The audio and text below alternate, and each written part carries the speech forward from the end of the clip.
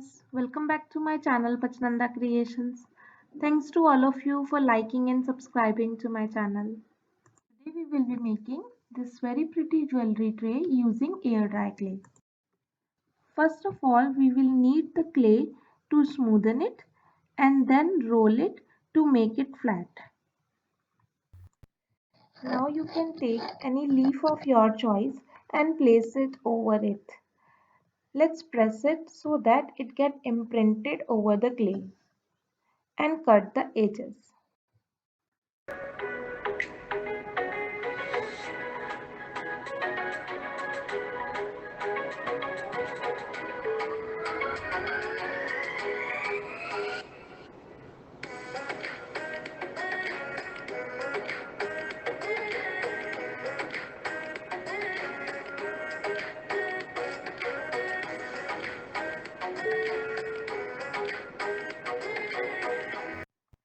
Now remove the leaf from the clay very carefully and place it over the bowl to give it a tray look and let it dry overnight.